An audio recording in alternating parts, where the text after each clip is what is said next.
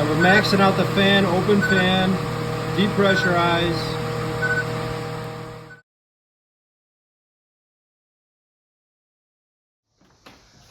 Alright, so now we have our blower door with the DG8 single channel manometer.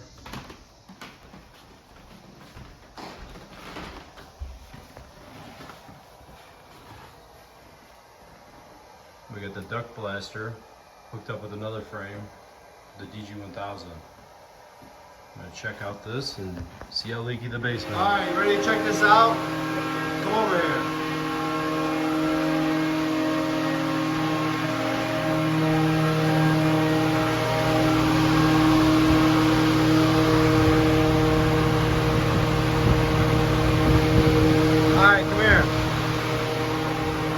So we got our DG8 single channel manometer hooked up, and this fan, this blower door fan is maxed out, set up all the way as high as we possibly can get.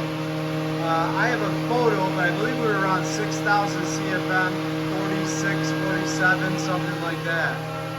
Now we're doing a guarded test. Trying to figure out how leaky the basement is. So I have this duct blaster hooked up with the DG1000 right now, and we're trying to cruise zero. We're not quite there. We actually have this duct blaster fan all the way up on the highest setting, and we have almost 1,700 CFM of leakage in this basement. I'm gonna do the same test on the master suite upstairs. We're trying to isolate and figure out where the leakage is, where the most leakage is of this house. Alright, the blower door is running downstairs. He's kicking it up. So now I have the blower door, this frame with the duct blaster is set up. This is the master suite behind this door. We're gonna see how leaky we are.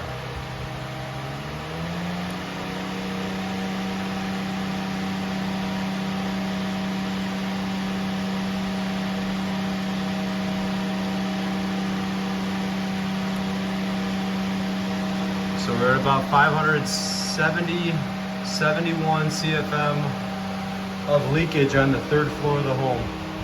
We got 1650 in the basement. So the rest is the second floor and the first floor. This is all the second floor here. So this was gutted recently. The entire second floor was gutted. Now, this is an old like A-frame style house. So on these older houses, the outside walls would kind of kick out, right? Just because the roof was pushing against the outside wall. So when they gutted it, they sistered studs next to all the old original studs so they can get the walls plumb.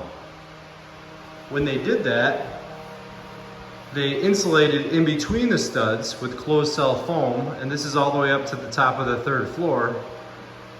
But one thing I asked them to do, which they didn't care to do, was caulk and seal in between the old stud and the new stud. But if you look at all the exterior walls, every 14 inches, there's gonna be a gap. There's closed cell foam, but a gap. And all the way around the entire perimeter of the house, there's a gap wherever there's a stud.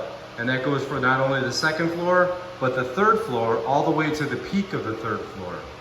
There is closed cell foam, but there's gonna be an air leak all the way down each one of these cavities. And then, to make things worse, this house is actually balloon frame. So there's probably fire stopping. I don't recall what they did. But there's a lot of areas where we didn't actually open it up, specifically around this whole staircase right here.